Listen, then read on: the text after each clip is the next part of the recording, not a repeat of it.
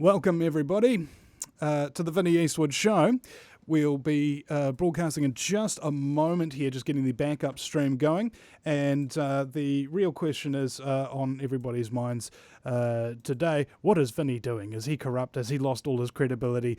And the answer is probably yes. But anyway, the the backup channel's up now. That's good. Okay, so here we go, ladies and gentlemen. Welcome to the Vinny Eastwood Show, the lighter side of genocide. Just because we're being exterminated doesn't mean we can't make it fun. Otherwise, what's the point of being killed? The Vinny Eastwood Show, where the only thing worse than living in a high-tech global police state is Vinny's jokes. And my very special guest today is former Horror Whenua Mayor Michael Feyen. And this episode today is sponsored by the New Zealand Public Party, wishing to reclaim New Zealand for all the people. Michael, welcome to the show. Yeah, good afternoon, Vinny. Lovely to be chatting with you again. It's been a couple of years.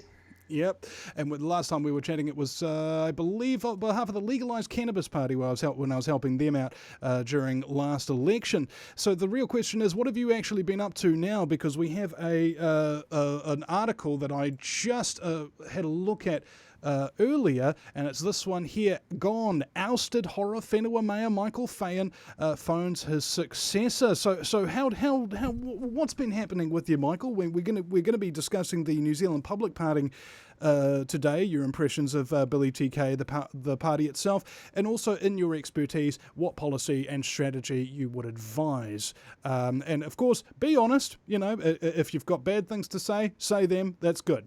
All right. So go ahead, Michael. Yeah, well, obviously, I was voted out from being a mayor. I had a lot to say while I was in there, and to my mind, very clearly, the office of mayor was undermined in every single way. And I, from the get-go in that mayoral position, realised that democracy and freedom of speech was something that was definitely not appreciated.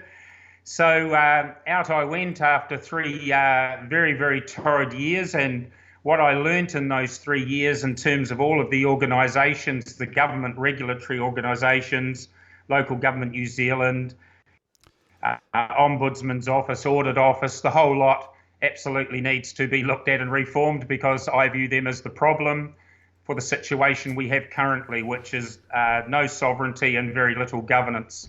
Now, just to back that one up, this morning I took a brief video view, and I'll show this to the listeners online as well, a brief video view of the Local Government New Zealand partners. And as we scroll through here, we can see the New Zealand Recreational Association, MZMCA, the Stella Library, and this one here, eBroad, Martin Jenkins, MWH, and interestingly enough, Eastern Bridge.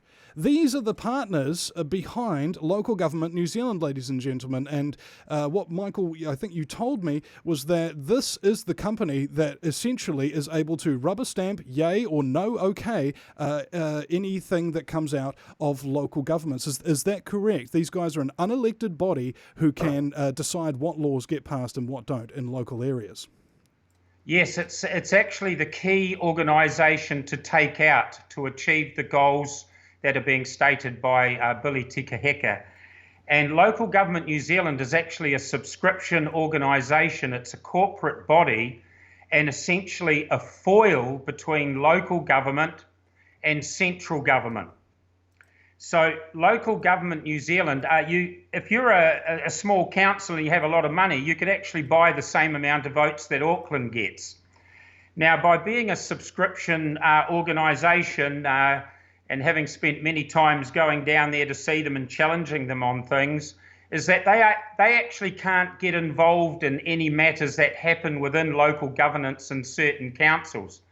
So they've removed themselves from that responsibility.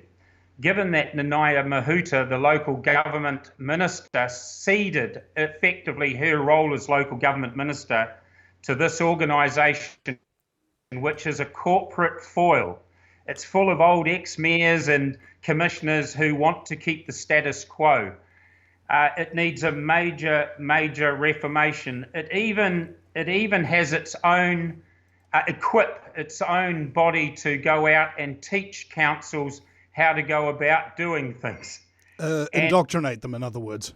Yes, and they're full of people that have absolutely no qualifications at all in any regard. And for example, I employed through Equip just to try it out to get a finance audit and risk person through that body, only to find out later on that that person had a 1-year accountancy diploma, advisory diploma, and yet is the chairman of 6 finance audit and risk councils in the country and the acting chief executive in 2. That is really, really bad. And so for me, LGNZ's got to go because it represents the corporatisation of governance in New Zealand, where the unelected have control. Now, if I may, I would like to back that up triple, okay? Because on the back end of this here, I have a screenshot from the Committee for Auckland, full membership. Have a look at all these giant companies that, and again, just like local government New Zealand, all these members completely unelected, and they are running Auckland. Now, that's one. Let's have a look at another, shall we? This is called the New Zealand Initiative. And look at all the members here. ANZ Bank, ASB Bank, BNZ, British American Tobacco, Chorus, Contact, Lion Nathan, Mainfreight, MasterCard, Kiwi Bank, Uber.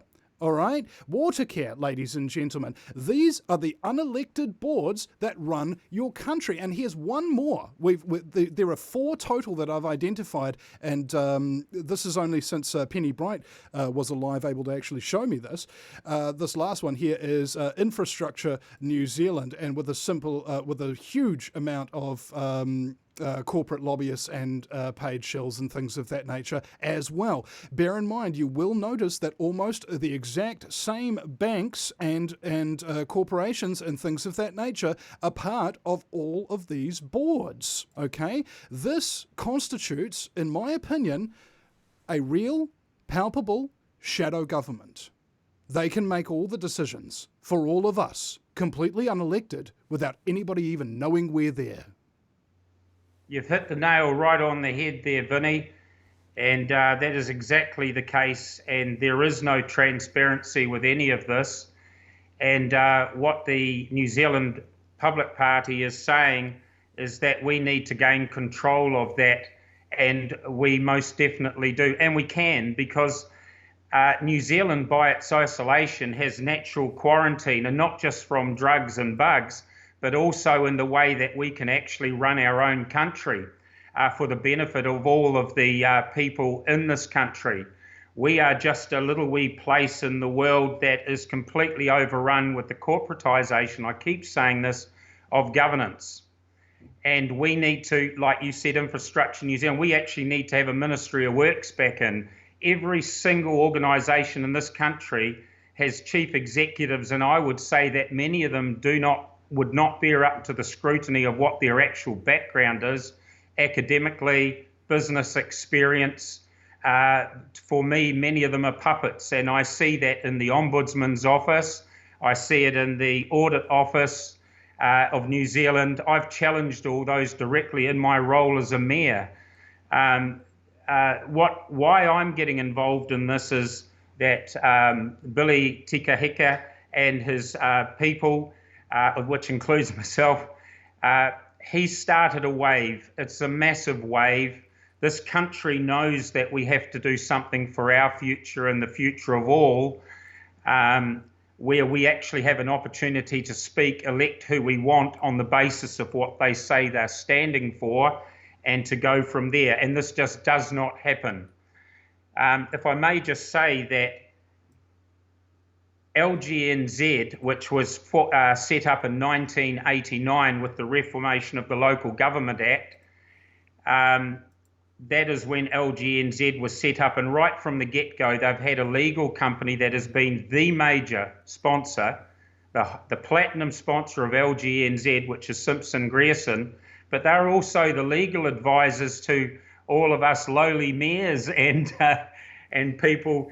And so if you have any issues, you know you're not going to get any assistance from them. It was just complete undermining the entire time. It is an absolutely, in my opinion, in the moral sense, a corrupt organisation. It may have started out with good intentions, but I think this is just all of the plan to have all of us as being subservient ants in the treadmill of life. Indeed. And just this morning, I wrote a section out about this, trying to actually explain important context about this. And here I'll explain New Zealand, the real New Zealand, as it ties into the rest of the world. The first thing you need to know is that it is the most corrupt country in the world. Transparency International's Corruption Perception Index say it's perceived to be the least corrupt. This is because when New Zealand is asked, "Hey, have you guys got any corruption, bro?" we say, "No, we don't," and send the forms back blank. The key here is that perception is not reality. The reality is that it is a former colony of the Bank of England, run by organised crime, that is deeply involved in international money laundering. Think the Cayman Islands of the South Pacific. The easiest way to understand it is the concept of satanic inversion. If you see a cross or pentagram the right side up, turn it upside down. Hey presto, it's satanic. So think about every agency whose job it is to expose corruption and what their title is. Then imagine their job description is the exact opposite of what the title implies it is. Hey presto, it's New Zealand. It's not a sovereign nation, it's an elected dictatorship. A sovereign, parliamentary dictatorship, a law unto itself. And just to illustrate with an example, one is massive council corruption and the other is kidnapping of children by the state. In the case of council corruption, Bruce Rogan from the Mangawhai Ratepayers Association uncovered some corruption, so they complained to the councillors, but they were on the take. So a complaint was sent to the Serious Fraud Office, who were on the take. Then it escalated to the Ombudsman, who was on the take. On it went to the courts, which were on the take. Until eventually, the complainants lost their home due to court costs imposed on them by the state, the complaint stopped, the corruption continues. That is the real New Zealand. And I would totally agree with that. What I intend to do to help as my part of this party is I can use the Horowhenua District Council as the absolute case study of what is wrong with governance and what can happen with governance in New Zealand. And so it's in that context that I'm carrying on my involvement, because I'm not going to waste the 3 years as mayor of hugely hard work in all of these fields to see transparency and to operate with integrity to be undermined by the very people you're talking about. What Billy's talking about is showing what is happening in a global forum and is happening here in New Zealand. What I want to contribute is my knowledge base with all of the lead players across the organisations in New Zealand and my dealings with them, because I know as sure as hell they won't want me getting too far down the track to be able to help and supply New Zealand People Party and the public of New Zealand the real truths. And I will use the Horowhenua District Council as an absolute case study on that.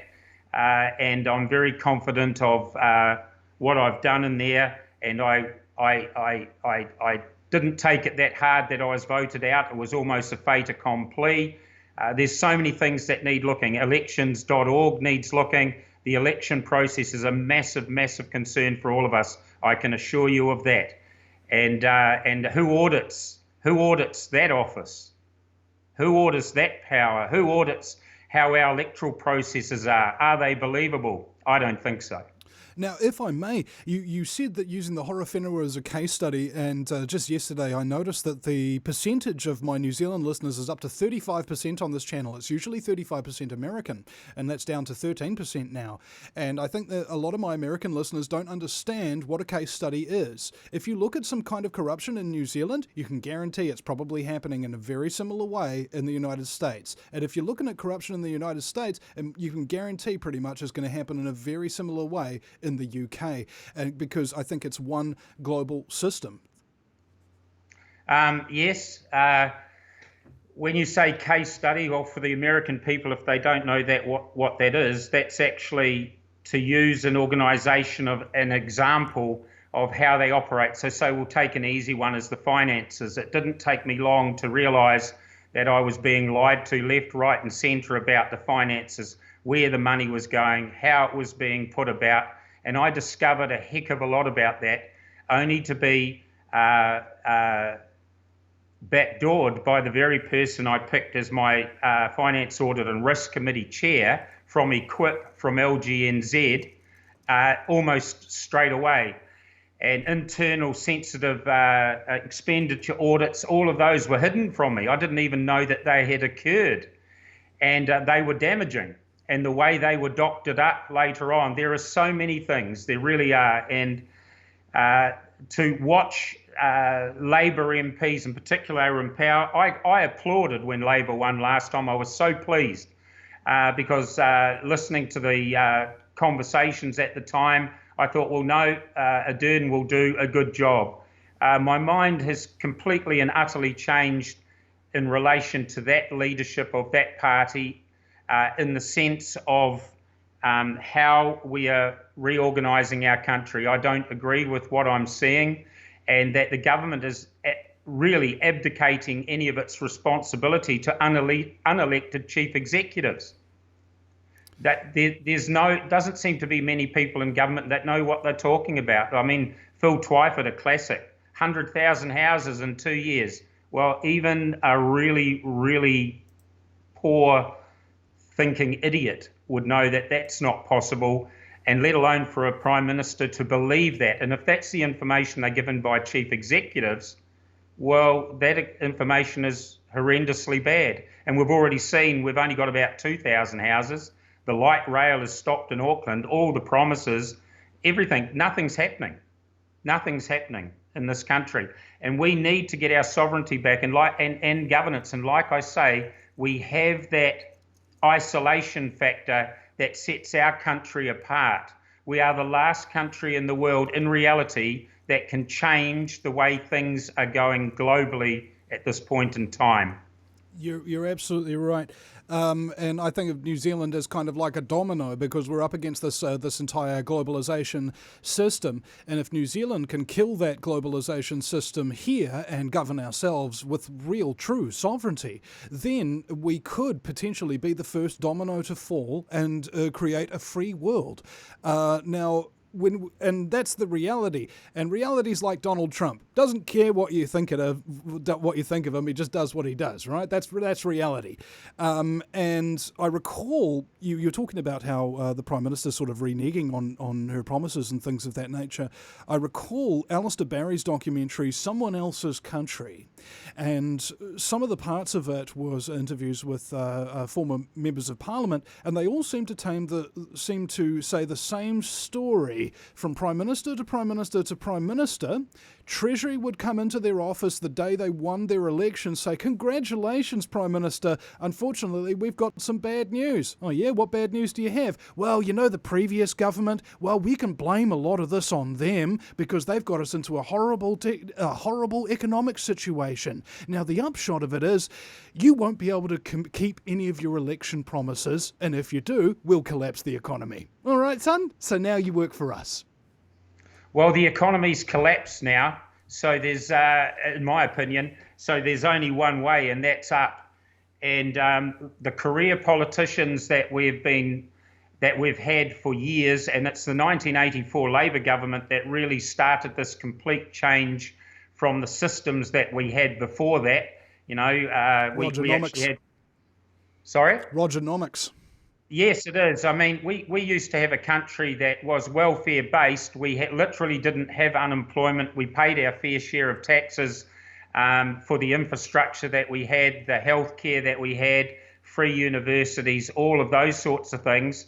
And now they've all totally gone. Now, they were government-led. So the government said what they were doing and it was implemented. These days, we have, we got a combination here, but we have chief executives that actually run the country, and most politicians are too lazy to check up on where the information base has come from for the CEs to recommend taking an action, upon which elected members then make a decision.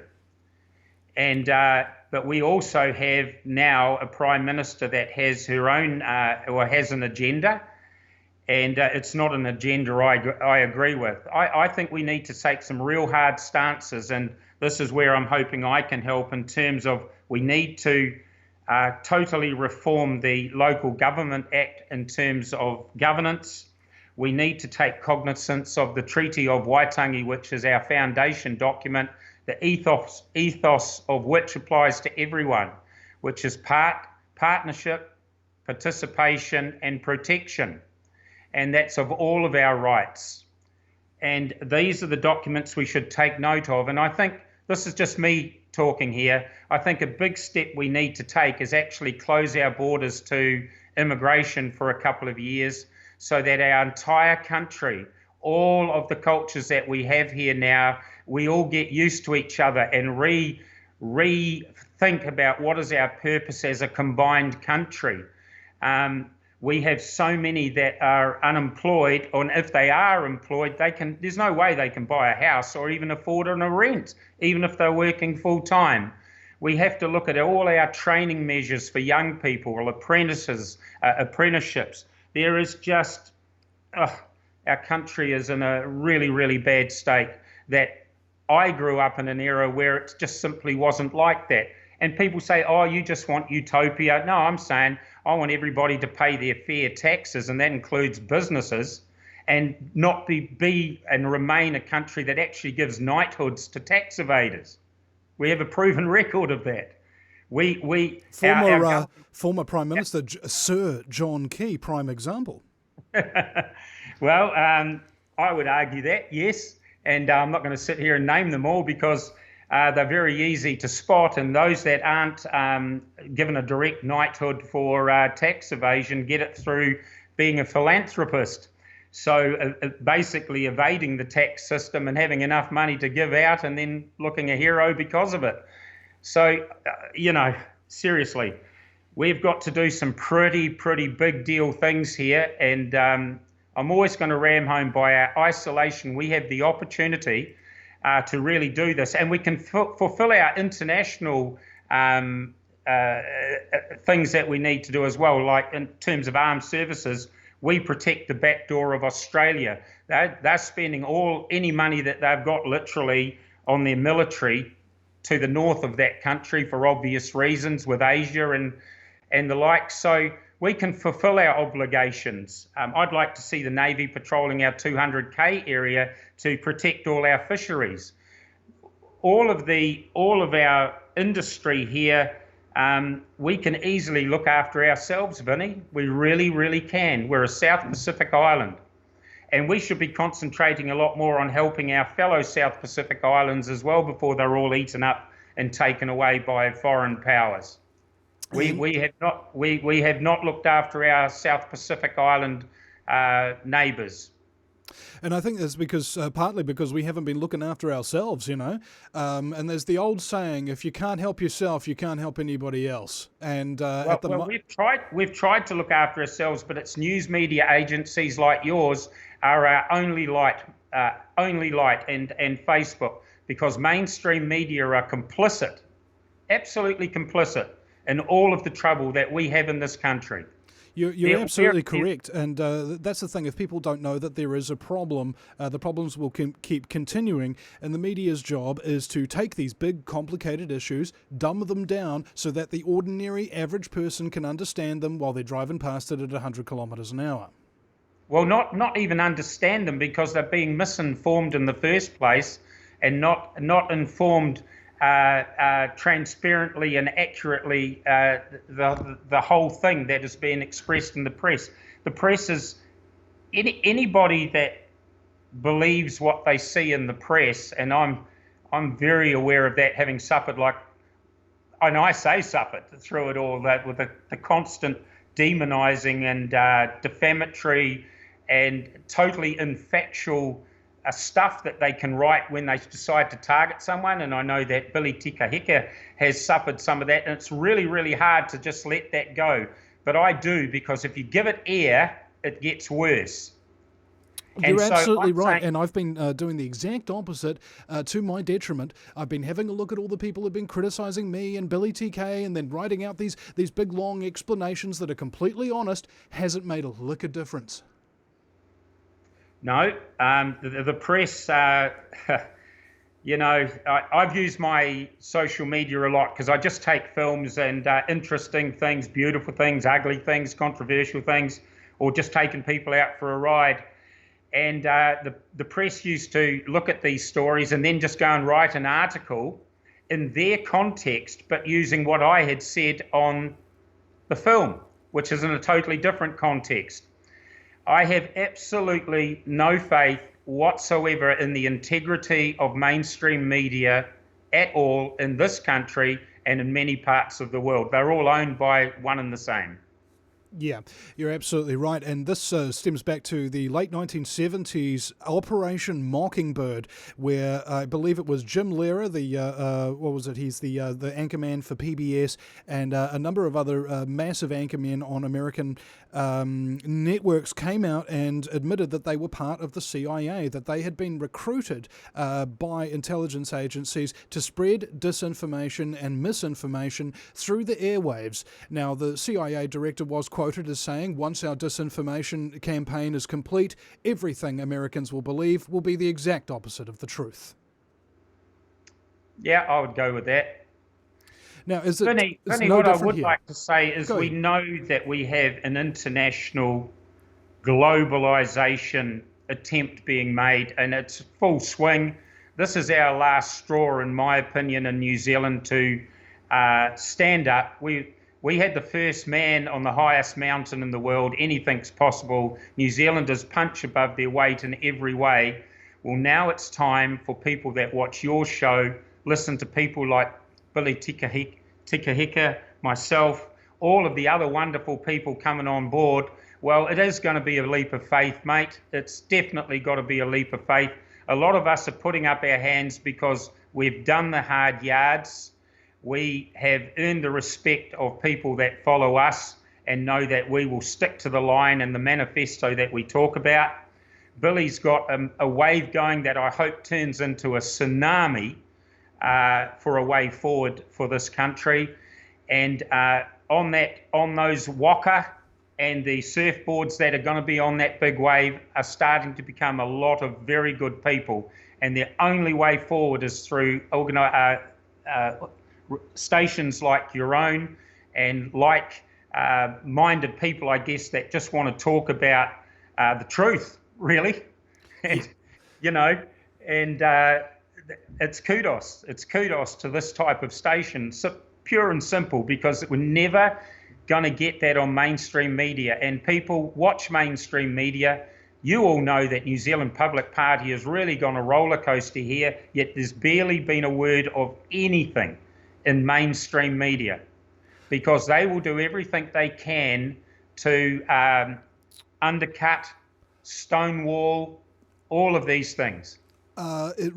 It's reminiscent of Ron Paul. I'll talk about that in a second, but wait for you to finish your point. No. Well, that is my point, is that people now who watch these types of broadcasts and the like, you see lots of likes. Sharing is the best thing, but what is ultimately the most important is keeping an ear open on NZPP and what its people have to say, and ensuring that you get yourself and your family enrolled to vote and that the vote happens. Because by the very vote, the very basis of our democracy, you can change things. And now is the hour, in my opinion. In my opinion, it's the final hour. I agree. In final minute of the final hour, really, and that's not, very, very keen and almost bursting to get going, because I believe that there are a number of us around the country that have been inside the local government and central government system that know which people are going to need the most challenging and replacing for Billy's leadership to be able to put across and carry out the message that is being espoused by the leader of the NZPP. Now, there is something, Dr. Leonard Caldwell told me, that there's the placebo effect, but there's also the nocebo effect. And right now there are a lot of defeatist people out there just saying, we can't win, there's no point in trying. That is the nocebo effect, and you will start to see it actually growing in power. Whereas if you start talking about hope, not a presidential campaign of hope that wound up dropping more bombs than any other president in history. I'm talking about real, genuine hope you can hold in your hand. something that you can rely on, something that you can bank on, right? That's the kind of hope that Billy's actually starting to awaken within me. And after 10 years of cynical journalism, I didn't think that was possible. I mean, honestly, this morning I watched a video of Billy, and he just talks like a statesman, like he knows what he's talking about, like he's actually got respect. And I actually came to tears because I couldn't even believe that good people in this country not only exist, but are in fact supported by the rest of our countrymen. Yes, I agree with everything you say. I think, I think I've said it half a dozen times, I think Billy's doing an absolutely fantastic job. Really, really I do. And there needed to be a figurehead. I wish I was 47 again. I'm not. So I'm very, very happy that a younger person has absolutely stepped up to the mark, has got the bow wave going, and now it's all hands on deck to ensure that what is being spoken about can be implemented. Because we don't want to give those that believe that it's just rhetoric and there's no substance to being able to actually achieve it. And I'm saying that we can, and I'm very fully supportive of that. And not only that, but having been a policeman, having been involved in a lot of inter-services stuff and that, there are so many wonderful policemen and army personnel and all of that out there that I know that are thinking along these lines, and they're not wanting to get dragged into like a governmental structure here where we are forced to do everything via the military or the police. They don't even want to be in that position. Most New Zealanders, they're here because of the valued freedom, and that comes with the isolation of our country and the potential of what we can do. We can actually look after ourselves very, very well, thank you very much, compared to just about every other country in the world. And I want to see the ownership of the key infrastructure and businesses in New Zealand to actually be New Zealand owned. To be New Zealand owned. And that's very, very important if we are true to our message that we're going to move ahead as with our own sovereignty and our own form of governance. Michael Feyen is my guest, ladies and gentlemen, former mayor of the Hora Whenua, which means horrible land in Māori. Not quite. No, it doesn't. Not quite. But Manawatu, I'll just give you a quick one here, Vinny. Manawatu, which is where I'm from and which is where Billy's from. Manawa is heart. Tu is in the context of skips a beat or stand still. So your heart stands still in a sense of awe, or skips a beat in a sense of awe. It's the story of Ho, and that's what I'm hoping the people of this country see, that there is a new heart, there is a new heartbeat, and there's going to be a new pulse for the way we're going to do life in New Zealand under the leadership of Billy Tikahika. Sorry, Billy. I get all this Maori pronunciation stuff thrown at me, and yet everybody pronounces my surname wrong. But Vinny, thank you, mate. Thank you for taking the time. We're not done yet. We still have another half an hour. Well, to see a young person like yourself giving it a crack like you are, that's very encouraging for us that have been fighting and walking the walk for years. I'm delighted with it all, so thank you very much. Well, I was just thinking to myself, I had somebody from the Veterans Association call me up on the home line a couple of weeks ago. And he starts talking at me about all this terrible stuff that's happening to veterans. And I say, well, hold on a second, mate. I'm not going to interrupt.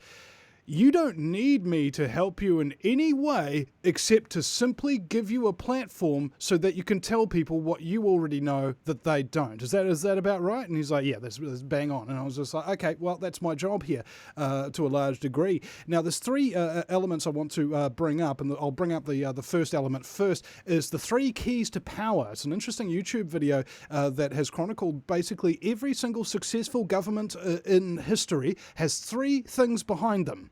The financiers, the military, and the police. The police keep order in the street. The military can back them up if the police fail, and the financiers pay them both so that they don't just quit and order doesn't just collapse, that kind of thing. So this is what we need to be doing, ladies and gentlemen. If you are wanting to be a candidate for this party, think about, really think about, going into every single police station where you're campaigning and start talking to the chiefs, start talking to the lower people down, that kind of thing. Start recruiting police. If you start recruiting the military. And then if you are that kind of way inclined, start recruiting the people in this country who actually have a lot of money that they stand to lose in a communist dictatorship. Okay? That is a good plan. And bear in mind, ladies and gentlemen, no government ever in history has ever been successful without the support of the financiers, the police, and the military. So if you're angry with police, I understand. I've been angry with police too. I've had hard things done to me by them. But that doesn't mean that every single person is a bad person. What that means is that the organization itself is bad, and that needs good people to take it over. Now, also, Ron Paul comes to mind. Now, a lot of people haven't maybe watched this video, but there was a video about Ron Paul and his censorship from the American media. Now, some of you may not know who he is, but and that's probably the point. He was the ultimate Republican. Every single thing that you heard Obama saying that you loved, everything that Trump was saying that he said that you loved, he did it, but also backed it up with his actions. That was completely different to all the rest of the political sphere at the time. Now, he would be in polls where people would vote him number one, and then the media would release the poll with only the number 2, 3, and 4 candidates listed on the poll. Okay? As in, there was no number one, it's just 2, 3, 4. Complete media blackout. That's how you knew that something genuine was being covered up. So when Trump came along and the media gave him attention day in, day out, it was negative attention, but it's still attention. As Elvis's former producer once said, I don't care what you think about him, as long as you're talking about him. Right? And last element to make here is the power of hemp. 50,000 industrial uses, ladies and gentlemen, that are currently able, I could be wearing everything that I've got in me made of hemp. This microphone could be made from hemp, and so on and so forth. It's so versatile, it's so useful, and we could grow it everywhere in New Zealand and be almost resource independent within a few short years. And indeed, we've had Chris Woodney and Tig Stopford on the show, and they're very they advocate specifically for hemp to be put into the New Zealanders' diet. Now, you wouldn't believe, ladies and gentlemen, how much a slightly healthier population actually directly affects the economy. You're not taking a day off work. When you are at work, you're working harder and faster and better and can concentrate longer. And that's simply because your health is being supplemented by cannabinoids, which your entire body is built from the endocannabinoid system. It governs your construction of your cells and their repair. And if it was in your diet, if it was in everybody's diet, even if it was mandatory, it would be extraordinary the effect that it would have on the population, let alone 50,000 industrial products that we no longer have to destroy the earth to create.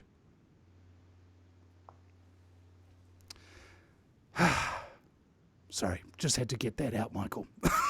I wasn't sure if you were still talking because hemp, Vinny, you are 100% onto that. I used my some of my mineral float, which was bugger all, and I took a large-scale vegetable grower, Tangata Whenua, a big landowner. I took them to the hemp summit in Wellington last year, and it was, by all accounts, all the speakers that were there said it was the best conference they'd ever been to anywhere in the world. And because I see that as a major thing for our way forward.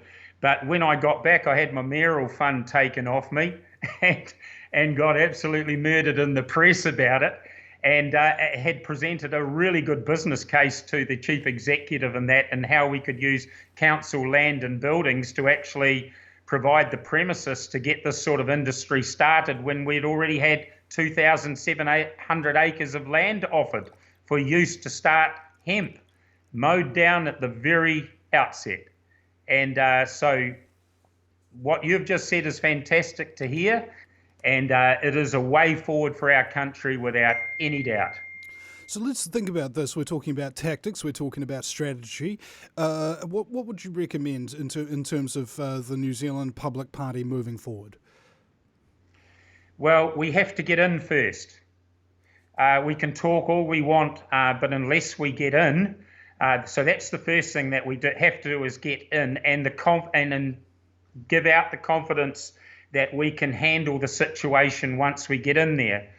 But we do have to have, and it's been a very organic process. This, as you know, it's happened at the speed of a tidal wave, basically. So now all of those, I guess, closer in, sitting together and working out just who's standing. All that process is well on the way. And then we have to go about the very big deal of, in my opinion, reforming the Local Government Act.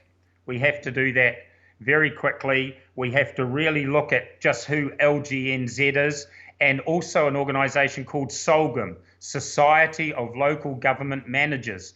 That is the one the chief executives go to, and they really do not like elected people going to their conferences. So they come to all of the mayoral conferences, but it doesn't happen the other way around.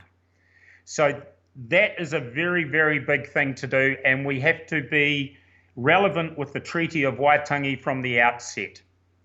Everything else will fall into place looking at the calibre of people that are contributing to all of these pages at this point in time. Critical thinkers, conspiracy theorists, the whole lot. There's a place for everyone, and social media is actually showing we should be using the information we can find on social media instead of just turning it around and saying everyone's a conspiracy theorist when they've worked out some fact. Now, the term conspiracy theorist was created by the CIA in the 1960s following the JFK assassination. A memorandum was made public in 2010, I believe, confirming this.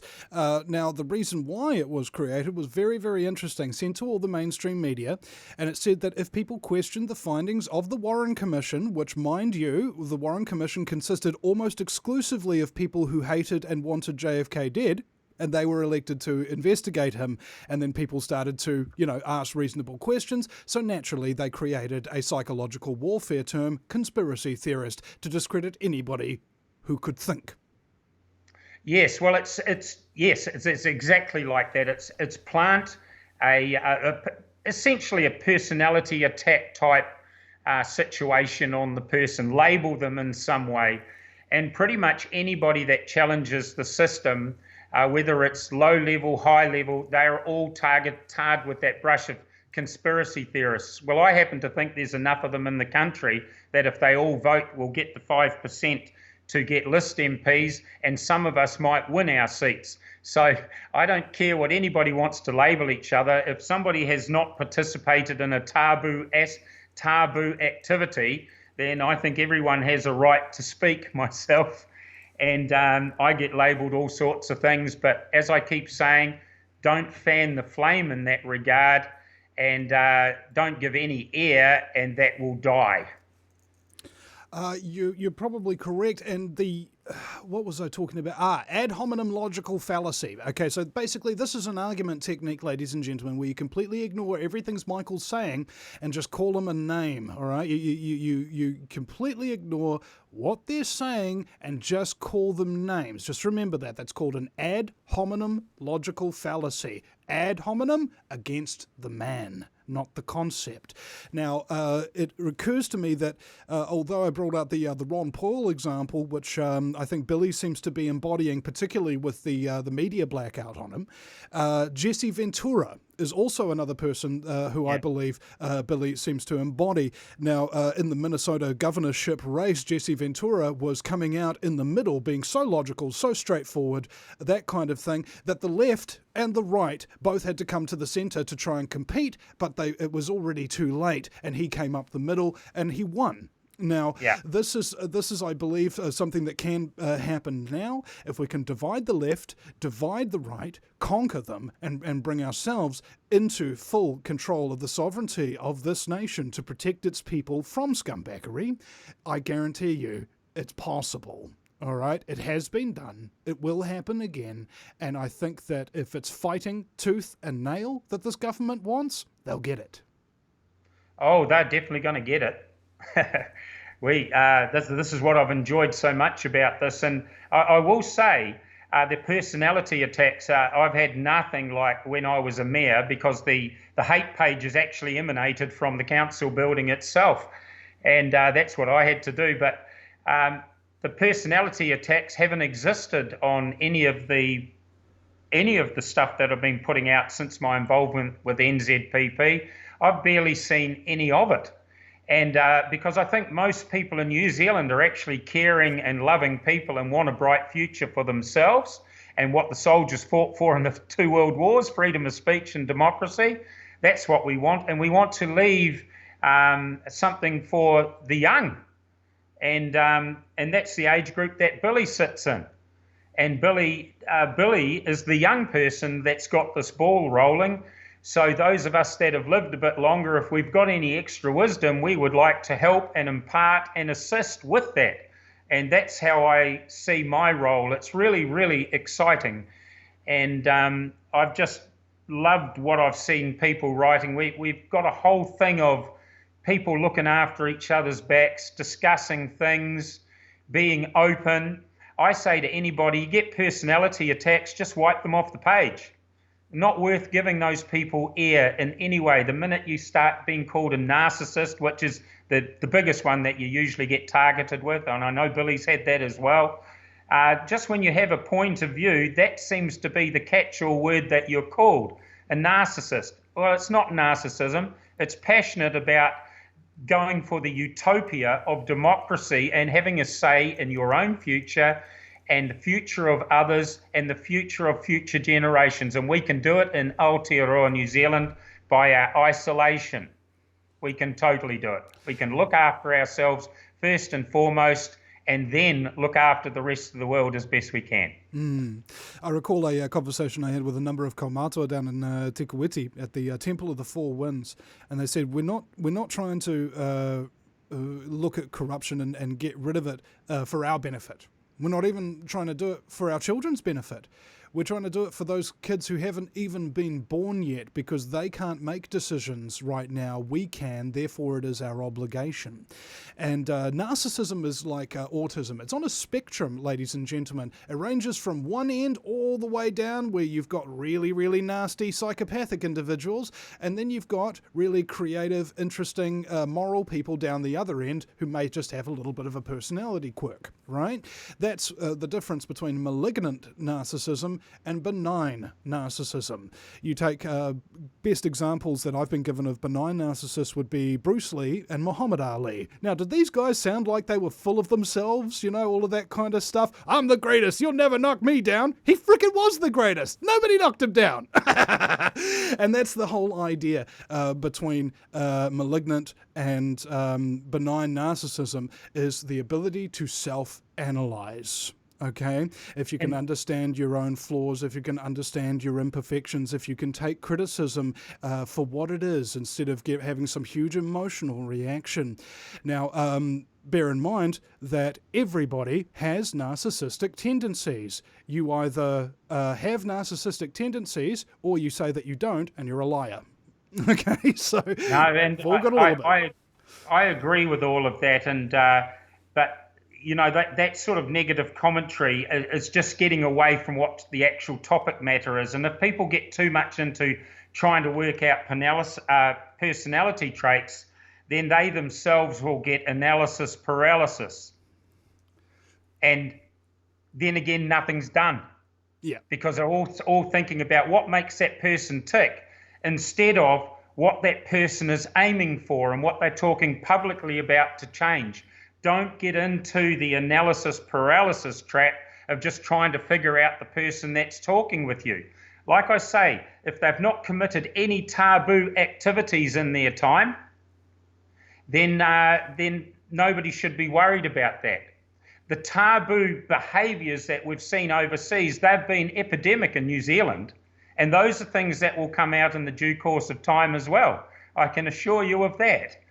And so at the moment, we only have 2 months to the elections. got the wave going through the psychology of everything and the philosophies of everything. That is on the go, and that needs to be maintained.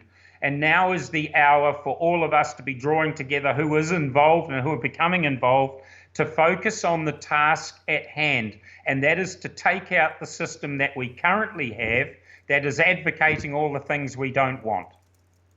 Now, let's think about this. I forget who it was.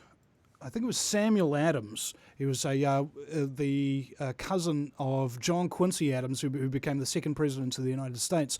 Okay. And they had a revolutionary conference one time, and Samuel Adams got up and he said that basically, if you guys like the comfort of slavery and don't like the hardship of freedom, leave this place in peace. We don't want you. We don't need you. And we hope that your descendants will forget that you were ever our countrymen. Now, this was a very, very radical thinker at the time who understood one very important concept that Rosa Corey explained to me. Don't spend your time trying to convince the people who won't be convinced. Spend your time working with the people. I agree. Yeah, I agree totally. You're right onto it. I'm amazed at your recall and memory, Vinny. Yeah, to pull off quotes like that from so many people, that takes quite a brain, and well done, mate. That was a very good line you just put across there, and I'm very appreciative of your background knowledge. It's excellent. A lot of my elders have said this to me, and it's the reason why I have this knowledge is because of interviewing my elders for the last decade and listening to them and absorbing their knowledge. I didn't go to 7 years of university to do a thesis or something like that of 10,000 words that I had to make up space for. I talked to people who had real lives, real experience, who also looked at those people who some weren't living anymore for their knowledge, right? So it's just a skipping stone.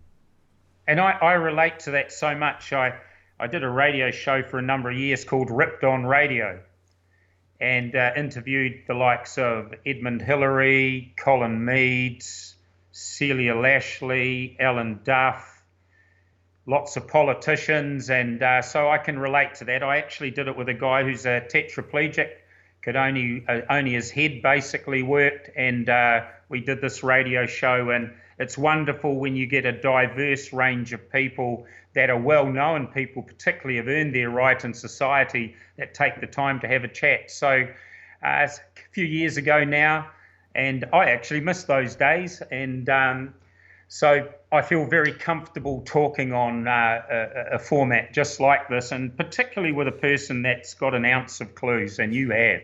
Have you got a light there by chance? It's a bit dark where you are.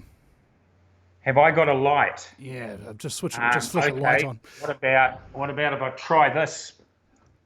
Oh, that's a bit better. Yeah, much better. Okay, the sun's moved around in the room. I'm not quite sure what happened there. So I'm in the lounge of my house. So there you go. It's slightly better, but not all that great. A light would be better, but I've got 6 lights in the place. It's a really gigantic room. Flick them on, mate. I'm sorry about that. It's okay, flick them on, and I just want to take just 1 minute while you're doing that to remind the listeners that this is a listener-supported show, ladies and gentlemen. This has been going for over a decade, specifically because of your support. Now, just before coming on the show today, I got a $500 donation from a New Zealander, and I was like, "Oh my God, that's amazing! Thank you so much!" And that's like how great it is to be Vinny Eastwood at the moment, ladies and gentlemen. I'm kicking ass, cranking it, and people are appreciating the work that I'm doing, and it's something that is incredibly important, especially right now as we're coming into the election season, of just having enough finances to do the bare as minimum. And On that point, you can donate, ladies and gentlemen, at the VinnyEastwoodShow.com. It's Vinny with a Y because it's the most important question, and Eastwood, like, go ahead, make my news. The VinnyEastwoodShow.com has a couple of PayPal drop-down buttons. You can start up automatic payments through that PayPal or do one-offs. The PayPal email is guerrillamedia77@gmail.com. That's guerrillamedia77@gmail.com if you want to make a specific donation that way. And if you want to follow us regularly, Patreon is a great way from just $1 a month. And bear in mind, if you make any donations of any kind, ladies and gentlemen, go to the homepage there and there'll be a little section that says, have you already donated? Click here to get your special rewards. And you will get your special rewards, ladies and gentlemen. You will get the unlisted playlist of a whole bunch of videos and interviews that I've done that are actually just too hot to be public. This is an interview with former New Zealand Constable Buck Rains about police indoctrination in New Zealand. That was way too dangerous to have public. But if you are a donor, you can watch it. We had archaeologist Jonathan Gray and his discovery of the real Ark of the Covenant, ladies and gentlemen. He didn't want that up on the internet either because he was afraid that the Israelis would come and kill him. So let's bear in mind, ladies and gentlemen, that you can get rewards from donating to the show, but you've got to go to that rewards page. Now that's just one of them. The other is if you've got a guest that you really want me to interview, flick me their email through the contact page and I will interview them if you're a donor. And last one there is the secret Vinny Eastwood Facebook group where you can be there with other donors and have yourself a gay old time chatting away. So those are the three rewards, ladies and gentlemen. Been going for a good 10 years at this point. Have I betrayed anybody? No. Have I tried to ambush journalism anybody? No. Why? Because I don't like doing that, and I don't like seeing it be done. This is the idea, ladies and gentlemen. Be honest, be straightforward, and give people a platform who have knowledge that you don't ordinarily hear from mainstream media. If you think that's worth supporting, links are in the description. Michael, we're down to the last few minutes here, so words of wisdom, wrap up, and things of that nature, all can be appreciated. Go for your life, son. Yeah, I'm extremely apologise about how the darkness, we don't know why it's like that, but my final closing things is... statement would be, people of New Zealand, now's the time to make a change to make our country great. I firmly believe that the New Zealand People Party, all the people that are standing, they are unequivocally for the people, the public of New Zealand. And now is the chance to actually get New Zealand back for New Zealanders, because we have lost it, but it is imminently possible to get it back, and that means the vote. So kia kaha, peace to everybody out there. You've got some seriously good people standing, and so concentrate on the issues, not the personalities, and let's get going. Let's ride this wave out to its final conclusion and score a 10 and get people in Parliament. So party vote NZPP and vote for the local candidates as well. That's very important if you want change. We're all tired of talking about it the last 10 years of everything that's going wrong with good old New Zealand. Now's the time to change. Thank you. Correct, and I also wanted to direct people to the New Zealand Public Party page, nzpp.org.nz, and right up the top of the page, ladies and gentlemen, there is a place where you can actually join. So what is it? Join us. There we are. It's right there, ladies and gentlemen. So sign up today if you can. It already has more members than any other minor party, including New Zealand First. Already, ladies and gentlemen. So if you want to sign up too, go ahead and do that. And maybe if you could make a note, Vinny Eastwood sent you. And ultimately, we need to understand one very important thing at this election time. It is on the points we agree that we can come together and collaborate. Those points on which we disagree, we can leave those discussions for another time, preferably a time when we're no longer under the control of ruthless criminal sociopathic totalitarian scumbags. All right, so because after they're no longer in control, then we can have those discussions openly, honestly, and get through them. Is the Earth flat? Do reptilians exist? Who knows? But did somebody really land on the moon? Who knows? But that doesn't really matter right now. What matters right now is getting NZPP over the line, and I don't look for 5%, ladies and gentlemen. The reason why Area 51 is called Area 51, because once 51% of people believe something, that is what people believe to be reality. And I believe that NZPP should get 51% and conquer reality, ladies and gentlemen, and bring it back from this fantasy world that we've all been living under. Hey, Billy, can I just finish on one thing, Billy? Yeah. Billy, I beg your pardon, Vinny. I love that confusion, by the way. It makes me feel so good. But go ahead. Yeah. Must be nerves. But the 5%, if we get the 5% and get list MPs in there, we could be the balance of power. Think of it in terms of that. It's very, very possible to have a very significant event without winning the overall election. It's very possible. And that's why the vote is so important from those that are listening to these types of programs to get yourself and your families voting, because it's absolutely possible to get New Zealand People Party in a very, very strong position at the very first election it stands in. Yeah. You're right. And as far as I'm concerned, with my political awareness, there isn't really any alternative. I mean, we can see the New Conservatives Outdoor Party. They've got great policies, great people, but they don't have the numbers, they don't have the skills, they don't have the following that NZPP does. So I wish that people would understand that it's now or never. This may be the last election that you get to participate in where all the candidates aren't complete totalitarian communists. As I agree. Yeah, and that's what every party in the moment is, ladies and gentlemen. So the question is not whether you support NZPP or any other party. The question is whether you support totalitarian global communism or the NZPP. Yeah, that's it. Peace and love on all of that, because that is exactly, that's a very good summary. Indeed. Well, with that being said, ladies and gentlemen, thank you very much for listening to the Vinny Eastwood Show, the lighter side of genocide. Just because we're being exterminated doesn't mean we can't make it fun. Otherwise, what's the point of being killed? The Vinny Eastwood Show, where the only thing worse than living in a high-tech global police state is Vinny's jokes. Thank you for that. Thank you, everyone.